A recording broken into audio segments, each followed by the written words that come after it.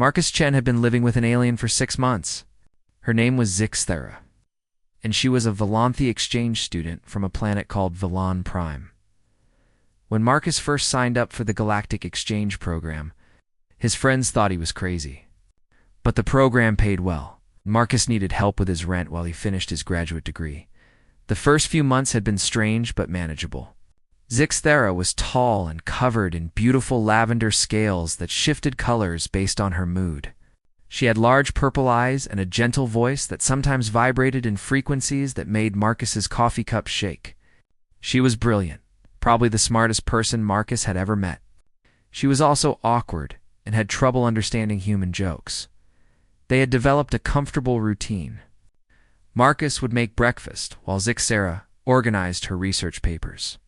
She was studying human social structures for her university back home. In the evenings, they would watch television together. Zixthera had become obsessed with cooking shows.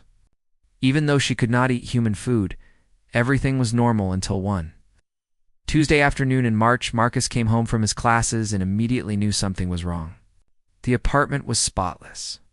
Not just clean, but perfectly organized. Every book was arranged by size.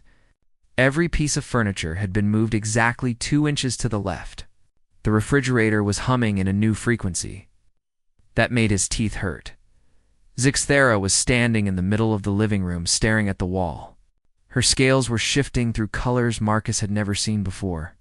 Bright gold mixed with deep red and then flashed to silver. It was beautiful and terrifying at the same time, Marcus said carefully. "You okay?" Zixthera turned to look at him.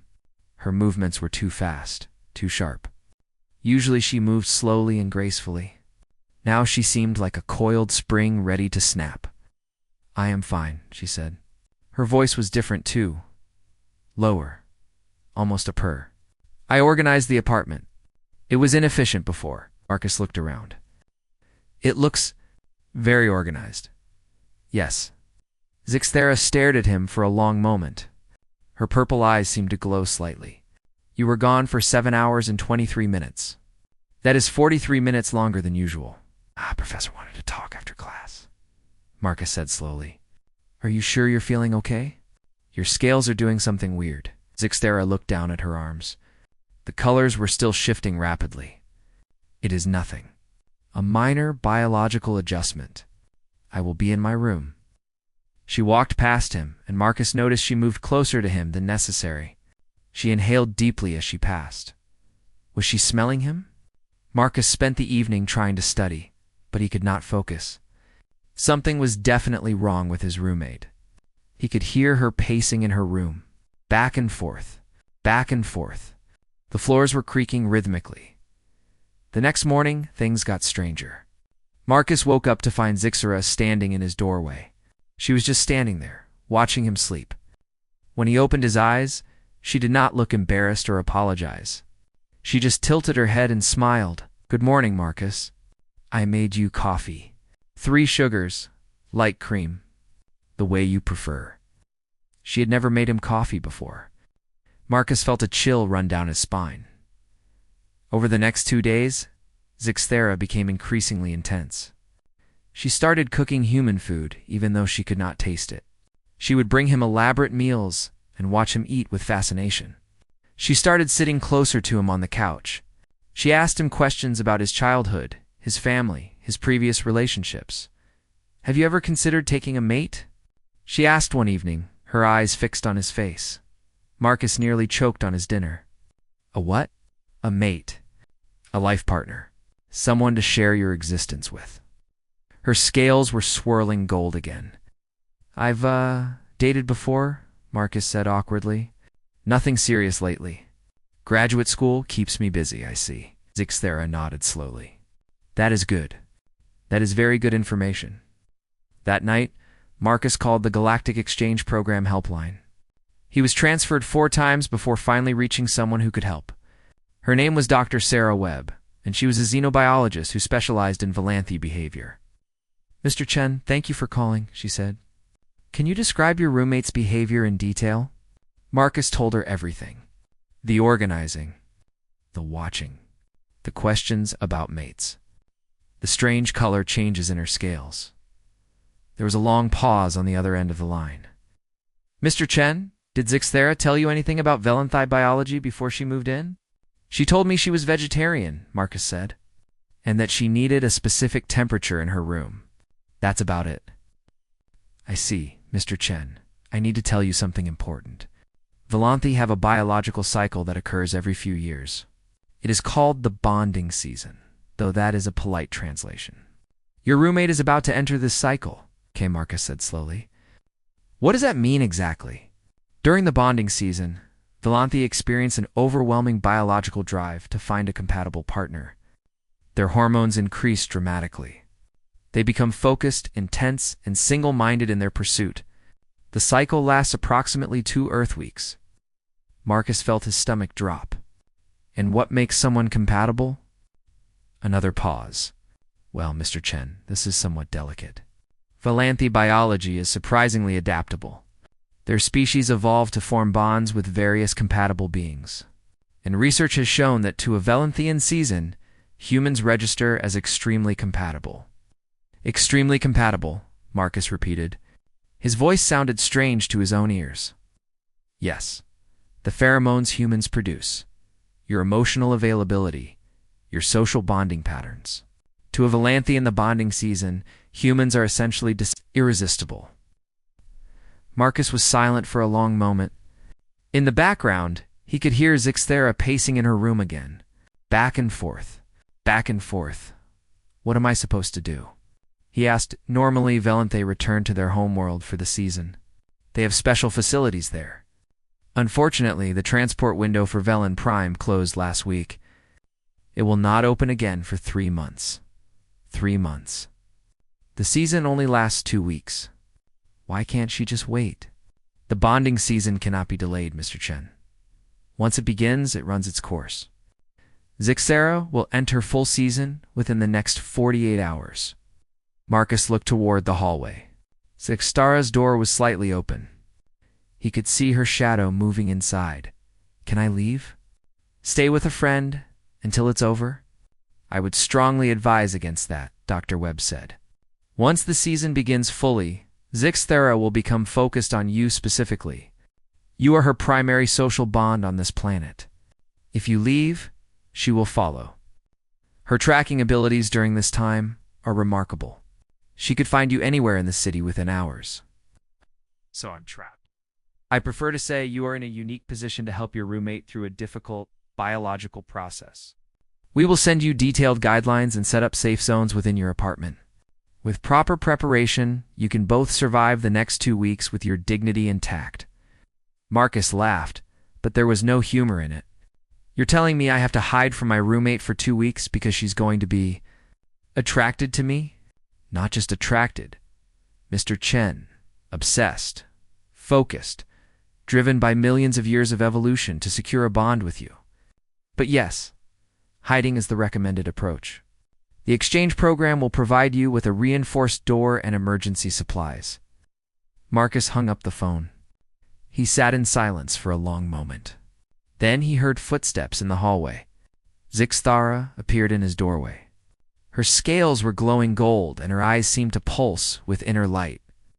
"Marcus," she said, and her voice was like honey and thunder combined. "I need to tell you something. Something is happening to me. Something I cannot control. And I am so very sorry for what is about to come." She looked frightened and excited and hungry all at once. Marcus realized with growing horror that his quiet life was about to change dramatically. The countdown had begun. "My alien roommate entered mating season. I survived only by hiding part 2. Marcus stood frozen in the hallway, his phone still warm in his hand. In the living room, Zixthera was humming to herself while arranging flowers in a vase. The sound was low and rhythmic, almost like a cat purring. He had always found her humming pleasant before. Now, it filled him with dread. He had 48 hours to prepare. The exchange program was sending supplies, but Marcus knew he needed to understand exactly what he was dealing with. "Zixthera," he said carefully. "Can we talk?" She turned to face him. Her scales shimmered between lavender and gold. Her purple eyes were bright and focused entirely on him. "Of course, Marcus. I always enjoy talking with you. Your voice is very pleasant. Did you know that? The frequency of your vocal cords is particularly appealing to my species. Marcus swallowed hard. The exchange program told me about the bonding season. Zixthera's scales immediately flushed dark blue. In the months they had lived together, Marcus had learned that blue meant embarrassment. She looked away from him. I was going to tell you, she said quietly. I was hoping to return home before it began. The transport window closed early this year. There was a solar storm. I did not know until it was too late. Why didn't you warn me when you first moved in? Zixthera was quiet for a long moment. Because I was ashamed. On my world, the bonding season is a private matter. We do not speak of it with outsiders. I thought I could manage it alone. I thought I could control it. She laughed bitterly. I was foolish. Marcus sat down on the couch. After a moment, Zixthera sat beside him. She sat closer than usual, and he could feel warmth radiating from her scaled skin. Tell me what's going to happen, he said. All of it. I need to know what I'm dealing with. Zixthera nodded slowly. The bonding season is a biological imperative. It is written into every cell of my body. When it begins fully, I will be driven to find a compatible partner. My senses will sharpen. I will be able to track you by scent alone. I will develop limited telepathic abilities, enough to sense your emotions and location. Telepathy? Marcus asked weakly. Only during the season, and only with the person I am bonded to. In this case, that would be you. You are my primary social connection on this planet. My biology has already identified you as my target. It's a terrifying way to phrase it. I apologize. My English becomes less precise when I am stressed. Zixthera looked at her hands. I will not hurt you, Marcus. I need you to understand that. Valantha do not become violent during the season. We become ... persistent, focused. I will want to be near you constantly. I will bring you gifts. I will try to impress you. I will have difficulty thinking about anything else. I will wait outside whatever room you are in. I will talk to you through the door. I will leave offerings. I may attempt to find ways inside, though I will not break down doors or cause damage. She hesitated. I will also produce pheromones. They are not dangerous, but humans find them ... pleasant. They may cause you to feel relaxed or happy. They may make you want to open the door. Marcus rubbed his temples. Great, so you're going to drug me with alien hormones? I cannot control the pheromones. They are automatic. Skelsa's scales darkened with embarrassment again. Marcus, I am truly sorry. If there was any other way, I would take it. You have been a good friend to me. The best friend I have ever had, actually. I do not wish to make you uncomfortable. Something in her voice made Marcus pause. He looked at her carefully. Behind the strange glow in her eyes, he could see genuine distress. She was embarrassed and afraid and sorry. She was still his friend, still the awkward alien who laughed at cooking shows and could not understand sarcasm. Okay, he said finally. Let's figure this out together. The exchange program said they're sending supplies. We can set up safe zones. Create a schedule. If we plan this right, maybe it won't be so bad. Zixthera looked at him with surprise. You are not angry? I'm terrified, Marcus admitted. But you're my roommate, my friend. You didn't ask for this to happen. We'll get through it. For a moment, Zixthera's eyes became glassy. On a human, Marcus would have said she was about to cry. You are very kind, Marcus Chen. This is why I enjoy living with you. Humans feel things so deeply. The next 48 hours were busy. A team from the exchange program arrived with supplies. They installed a reinforced door on the bathroom, complete with a heavy lock and a small slot at the bottom for passing food and water. They stocked the bathroom with 2 weeks of supplies, protein bars, water bottles, blankets, books. A small tablet for entertainment. Dr. Webb came in person to explain the protocols. The bathroom will be your primary safe zone, she told Marcus. Zixthera has agreed not to attempt entry there. The bedroom is a secondary safe zone, but the door is not reinforced, so use it only during her lucid periods. Lucid periods? The season is not constant at full intensity. There will be windows, usually in the early morning and late evening, when Zixthera can think more clearly. During these times, you can leave your safe zone briefly. Use these windows to stretch, shower, and have real conversations with your roommate. Marcus and Zixthera also established their own rules. She would knock before approaching any room he was in. She would respect closed doors. She would try her best to warn him when she felt her control slipping. "I do not want you to fear me," she said on the last night before the season began. Her scales were still shifting colors, but her voice was calm. "I know this will be strange. I know you will see a side of me that I am not proud of. But please remember that I am still your friend underneath it all." Marcus nodded. "I'll remember. And Zixthera, we're going to be okay. 2 weeks. We can handle 2 weeks." She smiled at him, and for a moment she looked like her normal self. "Thank you, Marcus. For not running away. For not being disgusted by me.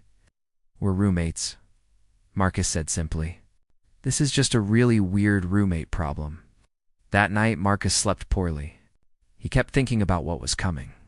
He could hear Zixthera moving around in her room. Her pacing had become almost constant now. Sometimes he heard her talking to herself in her native language, the words clicking and humming in patterns he could not understand. When morning came, Marcus woke to an unusual silence. No pacing, no humming. Just silence. He sat up in bed and looked toward his doorway. Zixthera was standing there. She was completely motionless, like a statue carved from living stone. Her scales had shifted to pure gold, gleaming in the morning light. Her eyes were swirling with colors he had never seen before, purple and gold mixing together in hypnotic patterns. "Good morning, Marcus," she said. Her voice was an octave lower than normal, smooth and rich like velvet. "Did you sleep well?" "I did not. I was watching." Marcus felt ice run through his veins. "Watching, you are beautiful when you sleep. Did you know that? Your breathing is very rhythmic. I counted each breath. 4,723 breaths. I remember each one." She took a step into the room. Her movements were fluid and predatory.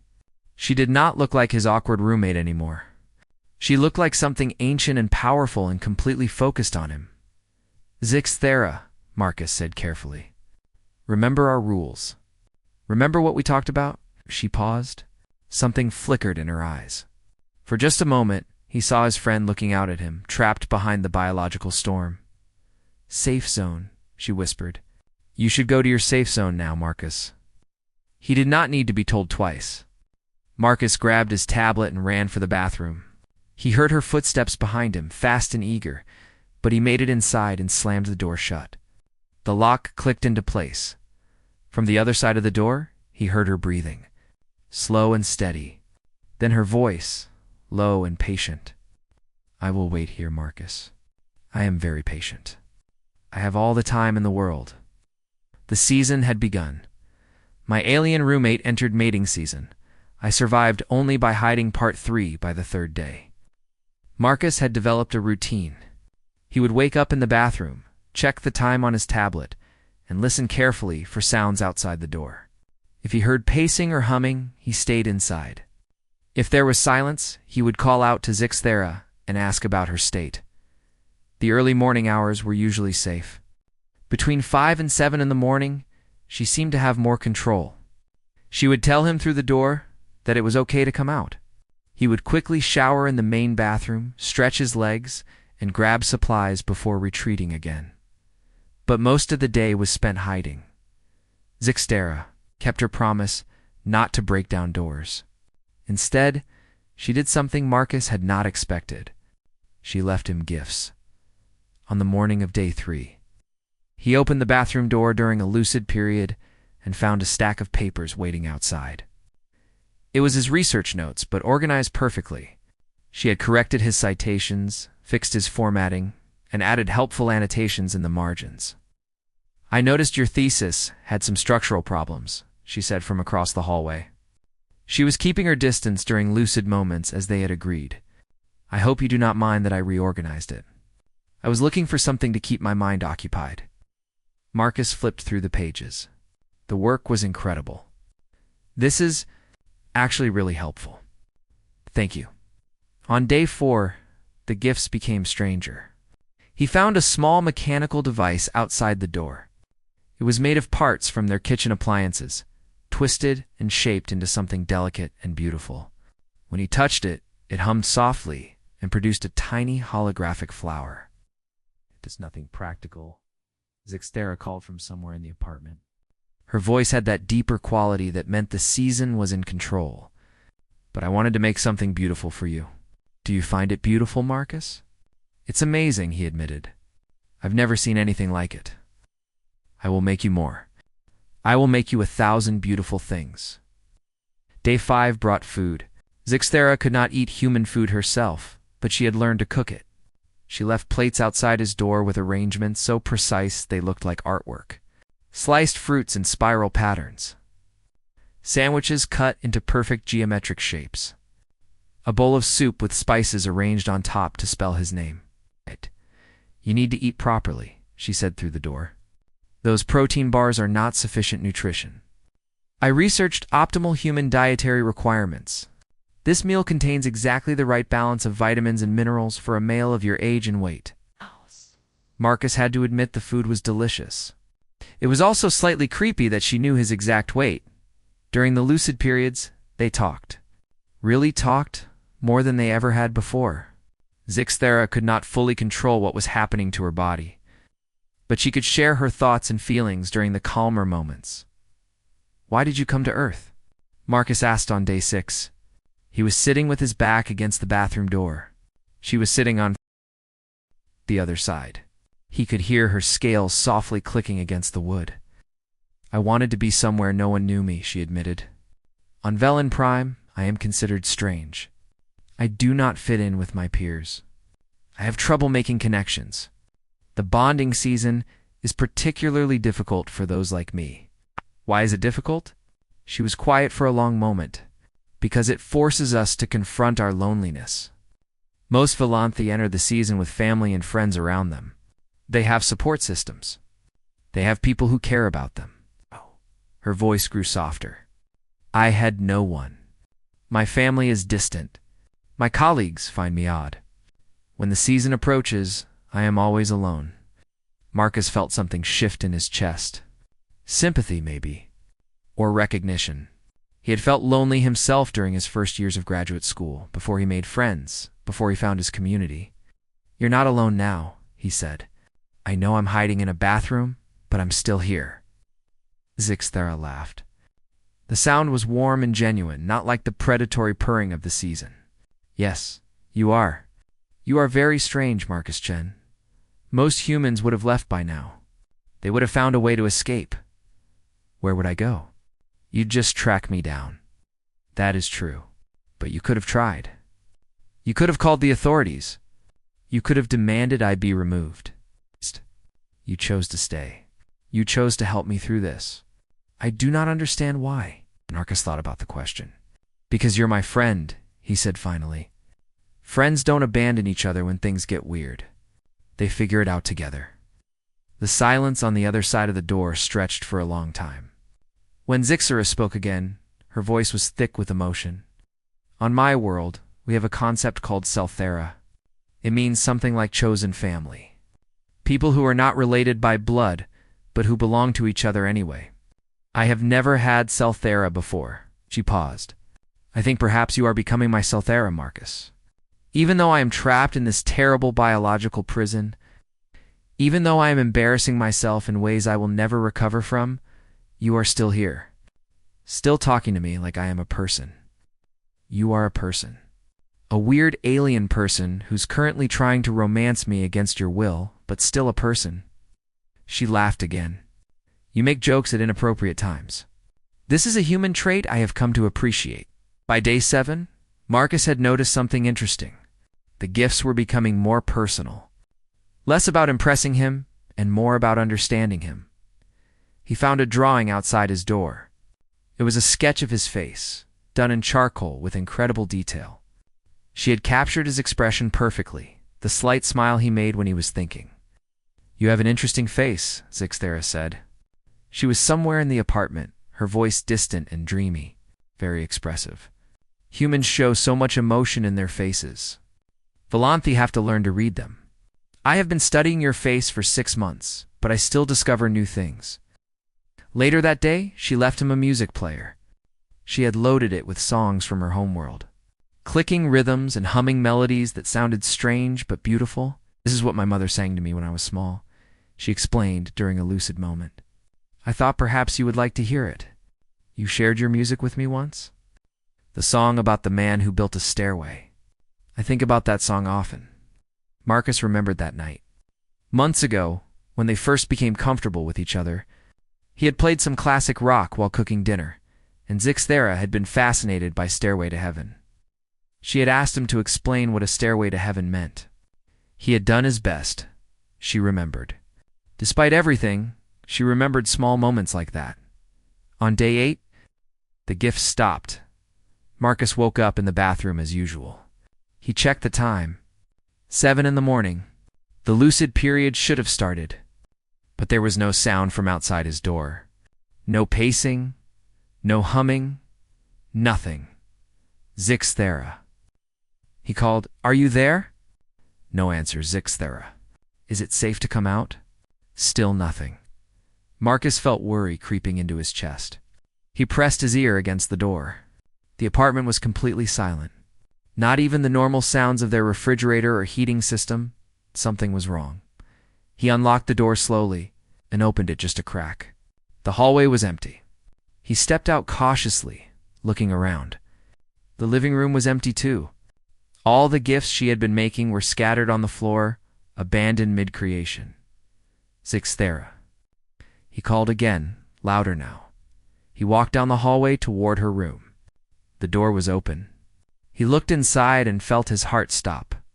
Zixthera was lying on the floor. Her scales had faded from their beautiful lavender to a dull gray color.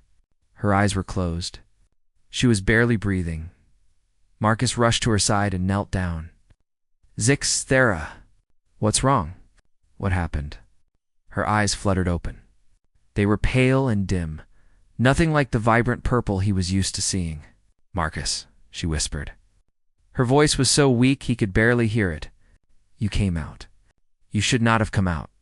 What's happening to you? He grabbed his phone and started dialing Dr. Webb. Why are you like this? This season, she murmured. Too much energy. Nowhere for it to go. It happens sometimes.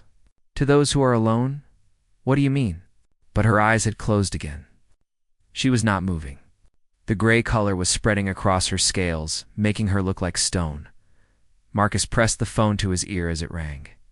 Come on, pick up. When Dr. Webb answered, he'd not wait for her to speak. Something's wrong with Zixthera. She collapsed. She's turning gray. She's barely breathing. What do I do? The pause on the other end of the line told him everything he needed to know, and it was not good. My alien roommate entered mating season. I survived only by hiding part, for Dr. Webb's voice was calm. But Marcus could hear the concern underneath. Mr. Chen, I need you to describe exactly what you're seeing. Marcus looked down at Zixthera. She was so still. Her breathing was shallow and slow. The gray color had spread across almost all of her scales now, and she looked like she was made of old stone. She's gray, he said. All of her. She's barely breathing. Her eyes are closed. She was fine yesterday. She was making me gifts and talking to me through the door. What happened? This is a rare complication, Dr. Webb said. It's called bonding fade. It happens when a Volanthi enters the season without a true connection. Their body produces enormous amounts of energy meant for bonding. If that energy has nowhere to go, it starts to consume them instead. Consume them? What does that mean? It means she's dying, Mr. Chen. Marcus felt the world tilt. Dying? No, that's not possible. There has to be something we can do. Medicine, treatment, something. There's no medical treatment for bonding fade. It's not a disease. It's a failure of connection. Her biology expected to form a bond during this season. Without that bond, her system is shutting down. Then I'll bond with her. Marcus said desperately. Tell me what to do. How do I form a bond? Dr. Webb was quiet for a moment. It's not that simple. The Volanthe bonding process requires genuine emotional connection. It cannot be forced or faked. The person must truly want to be with the Volanthe. They must choose them sincerely. And most importantly, the Volanthe must believe they have been chosen. I do want to be with her. She's my friend, my roommate. I care about her. Friendship is powerful, but this requires something deeper. It requires the Volanthe to believe, on a fundamental level, that they are worthy of being chosen. From what you've told me about Zixthera, she has struggled with loneliness her whole life. She believes she is strange and unworthy of connection. That belief is killing her now. Marcus looked at Zixthera's still face. He thought about all the conversations they had through the bathroom door, about her family who kept their distance, about her colleagues who found her odd, about how she had never had Selthera before. There has to be a way, he said. Sorry, Mr. Chen, I truly am. We'll send a medical team to make her comfortable, but I must be honest with you. Most Volanthe who experience bonding fade do not recover. Marcus hung up the phone. He sat on the floor next to Zixthera, his mind racing. He could not accept this. He would not accept this. He started making calls. He contacted everyone he could find who had lived with a Volanthe. Former host families, exchange program alumni, xenobiologists, anyone who might know something that could help. Most of them had never heard of bonding fade, but a few had useful information. Season isn't really about mating, an elderly, a woman named Margaret told him. She had hosted a Volanthe for 3 years back in the early days of the program. I know that's what everyone calls it, but it's really about connection. The Volanthe who lived with me, she explained it once. She said the energy isn't meant for making babies. It's meant for making bonds. The biology works the same way for friendship as it does for romance. So she doesn't need a mate, Marcus said slowly. She needs to feel connected. Exactly. But the tricky part is, she has to believe it. She has to believe she's being chosen for who she really is, not out of obligation or pity. Marcus thought about that. Zixthera was brilliant and kind and awkward and strange. She made beautiful things with her hands. She remembered little details about conversations from months ago. She had spent 6 months learning about human culture. Not because she had to, but because she was genuinely curious. She was worthy of being chosen, but she did not believe it. He made one more call to a Volanthe researcher on the International Space Station. Dr. Kiros was the leading expert on Volanthe psychology in the solar system. Bonding fade can theoretically be reversed, Dr. Kiros said, but it requires the Volanthe to experience genuine belonging, not promises of belonging, not offers of belonging. The real thing? They need to feel it in their cells. Hey, how do I make her feel that? You cannot make someone feel belonging, Mr. Chen. You can only give them evidence. Evidence that contradicts their core belief that they are unworthy.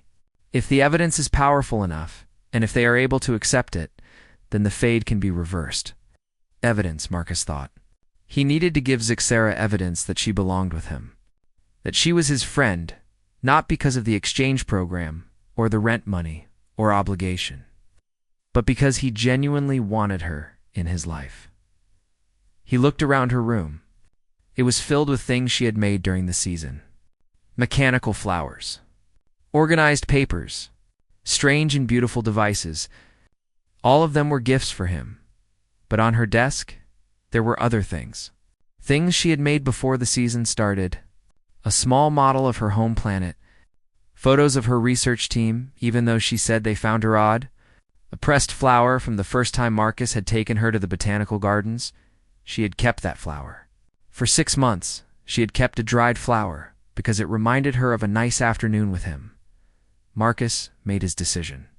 He could not pretend to be something he was not. He could not fake romantic feelings he did not have. But he could show her the truth. He could show her that their friendship was real and valuable and worth fighting for. He sat down beside her on the floor. He took her cold, gray hand in his. Her skin felt like stone, but he held it anyway. Hey, he said softly. I know you probably can't hear me, but I'm going to talk anyway, because that's what friends do. He took a breath and began. When you first moved in, I thought this was going to be a disaster. An alien? In my tiny apartment? I figured we'd hate each other within a week, but you surprised me. You were weird and awkward, and you asked the strangest questions about human culture, and I loved it. He squeezed her hand. No response. Remember when you asked me why humans shake hands? And I explained it was to show we weren't holding weapons. You thought about it for 10 minutes, and then you said that was the saddest thing you'd ever heard. A whole greeting ritual based on the fear of violence. And then you asked if you could shake my hand, just so you could understand what it felt like to trust someone. Something flickered in Zixthera's scales. A tiny flash of lavender in the gray. Remember when you tried to make pancakes for the first time? You added salt instead of sugar because you couldn't read the labels, and they were so terrible. But you were so proud of yourself. I ate 3 of them anyway because you were smiling. Another flicker. A little stronger this time. Remember when my mom called and she was crying about my dad's surgery? You sat with me the whole night. You didn't say anything because you didn't know what to say. You just sat there. And that was exactly what I needed. Zixthera's breathing deepened slightly. Her hand felt a little warmer. You're not strange, Zixthera. You're wonderful. You're the best roommate I've ever had. You're smart and kind, and you care about things so deeply. You remember every little detail, because every little detail matters to you. That's not weird. That's beautiful. He leaned closer to her. I'm not here because I have to be. I'm not here out of obligation or pity. I'm here because you're my friend. My real friend. And I choose you. Not because you're perfect. Not because the exchange program told me to. Because you're you, and being around you makes my life better. Us. SIS eyes opened slowly. They were dim, but there was a spark of purple in them. She looked at him with confusion. You came out, she whispered. Her voice was so weak. You should not have come out. It is dangerous. I don't care about dangerous, Marcus said. I care about you. And I'm not going to let you fade away thinking nobody chose you. Because I choose you, Zixthera. I have chosen you every day for 6 months. Every time I stayed up late watching cooking shows with you. Every time I explained human jokes. Every time I said good morning, I was choosing you. A tear rolled down Zixthera's cheek. Volanthi's tears were silver, Marcus realized. He had never seen her cry before. I mean it, she said. It was not a question. He knew she could sense his emotions, even weakened as she was. She could feel that he was telling the truth. I mean it. Now stop dying on me. We have 7 more days of this ridiculous season to get through, and I'm going to need you alive to do it. Slowly, very slowly, the gray began to fade from her scales. Lavender crept back in, spreading outward from her heart. Her breathing grew stronger. The warmth returned to her hand. She smiled at him. It was weak and tired, but it was real. You are a very strange human, Marcus Chen. Yeah, well, you're a pretty strange alien. I guess we match. She laughed, and even though it was quiet and exhausted, it was the best sound Marcus had ever heard. They were going to be okay. My alien roommate entered mating season. I survived only by hiding part 5. The remaining days of Zixthera's season were different. The intensity was still there, but it was no longer overwhelming. It was like a storm that had broken. The rain still fell, but the thunder and lightning had passed. Marcus did not need to hide in the bathroom. Anymore, Dr. Webb called to check on them and was amazed by what she heard. Bonding fade reversal is extremely rare, she said. In all my years of research, I've only documented 3 cases. What you did, Mr. Chen, that was remarkable. I just talked to her, Marcus said. I told her the truth. That's exactly what made it work. Volanthi can sense genuine emotion. You gave her something her biology recognized as real. You gave her belonging. Zixthera was still affected by the season. She still wanted to be near Marcus constantly. She still made him gifts and watched him with intense focus. But now there was a calmness underneath it all. She had an anchor. I can think clearly now, she explained on day 10. They were sitting on the couch together, watching a cooking show. She was sitting close to him, but not uncomfortably so. Before the season filled my entire mind, there was no room for anything else. Now there is you. You are like a steady point that everything else revolves around. Is that a good thing? Marcus asked. It is a wonderful thing. It is what the season is meant to feel like. With connection, she paused. Thank you, Marcus. For saving my life, you would have done the same for me. Yes, I would have. She looked at him with those purple eyes, clear and warm. That is what Selthera means. We belong to each other now. Whatever comes next, we face it together. The days passed more easily after that. Marcus still had to manage Zixasera's attention, but it felt less like survival and more like taking care of a friend who was going through something difficult. She still left him gifts, but now she asked first. She still wanted to be near him, but she respected his space when he needed it. On day 12, something unexpected happened. Marcus received a call from the Galactic Exchange Program headquarters. They wanted to interview him about his experience. Word of what happened has spread through the program, the administrator explained. Other human hosts have been dealing with similar situations, but none of them handled it the way you did. Most of them fled or demanded removal of their Volanthi partners. You stayed. You helped. We would like to use your experience to improve our protocols. Marcus agreed to the interview. He spent 2 hours describing everything that had happened. The warning signs. The preparation. The hiding. The gifts. The collapse. The recovery. The administrator took careful notes. This is invaluable information, she said when he was done. You may have just changed how we handle Volanthi bonding seasons for all future exchanges. After the call, Zixthera looked at Marcus with an expression he could not read. What? He asked. You are going to help other humans understand us. Because of you, other Volanthi will not have to face the season alone. They will have hosts who understand what is happening and how to help. She shook her head slowly. You did not just save me. You may save many others too. I just answered some questions. You did much more than that. You showed that connection is possible between our species. Real connection. Not just tolerance, but genuine belonging. Her scales shimmered gold for a moment. My people will remember this. They will remember you.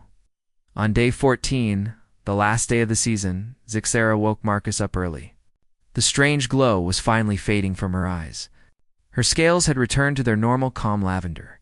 She looked tired but peaceful. It is ending, she said. I can feel it. The fire inside me is becoming quiet. How do you feel? Exhausted, embarrassed, grateful. She smiled at him. Mostly grateful. She handed him something small. It was a pendant made of crystal, similar to the mechanical flowers she had created during the season, but more refined, more intentional. It hummed softly when Marcus touched it and produced a warm glow against his palm. This is a traditional bonding token, Zixera explained. On my world, we give them to family. Real family, not just blood relatives. People who belong to us and who we belong to. She paused. I would like you to have it. If you want it? Marcus looked at the pendant. It was beautiful, glowing with inner light that pulsed gently like a heartbeat. What does accepting it mean? He asked. It means you are my Selthera, my chosen family.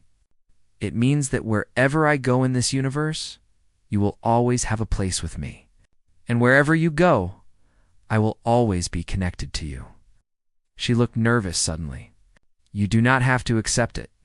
I know 2 weeks of living with a Volanthian season might have been enough alien culture for a lifetime. I would understand if you wanted distance now. Marcus thought about the past 2 weeks. He thought about hiding in a bathroom eating protein bars. He thought about strange gifts appearing outside his door. He thought about conversations through walls and tears made of silver and a friend who almost faded away. Because she did not believe she deserved to be loved, he put the pendant around his neck. It settled against his chest and hummed warmly, like a second heartbeat. I've been hiding in a bathroom for 2 weeks, eating granola bars for you, he said. I think we're past the point of no return. Zixthera laughed. The sound was musical and bright and genuinely happy. Marcus realized it might be the first time he had ever heard her laugh like that. Without worry, without self-consciousness, just pure joy. Thank you, Marcus Chen, for everything. Thank you for not actually eating me. Valanthe, do not eat our bonded partners, she said seriously. Then she paused. That was a joke. I am attempting human humor. It was a good attempt. That evening, they celebrated the end of the season with a movie marathon. Zixthera made popcorn, which actually turned out perfectly this time. They sat on the couch together, the pendant warm against Marcus's chest, and watched ridiculous science fiction movies about aliens invading Earth. This is very inaccurate, Zixthera commented during one scene. No species would travel across the galaxy just to eat humans. You are nutritionally unbalanced. Thanks, I think. You are welcome. Marcus looked at his strange, brilliant, awkward alien roommate. She was completely focused on the movie, her scales shifting colors with her emotions. She was so different from anyone he had ever known. And she was his family now. He thought about what Dr. Webb had said, about how this experience might help other humans in Valanthe form connections, about how the exchange program was updating their protocols, about how his accidental adventure might change things for the better. He had come to Earth for a graduate degree. He had signed up for the exchange program to help pay rent. He had never expected to gain a sister from another planet. Never expected to learn that family was about choice, not blood. Never expected to understand that sometimes the strangest situations lead to the deepest connections. Zixthera leaned against his shoulder. Her scales were warm against his arm. On the screen, humans and aliens were fighting. In real life, humans and aliens were just sitting together, eating popcorn, enjoying each other's company. Marcus, Zixthera said quietly. Yeah, I am glad I came to Earth. I am glad I met you. Even with everything that happened, even with all the embarrassment, I would not change it. Marcus smiled and settled deeper into the couch. Neither would I. Outside the window, the stars were coming out. Somewhere up there was Velen Prime, Zixthera's homeworld, but she was not alone anymore. Neither was he. They had found each other. And that, Marcus realized, was the most human thing of all.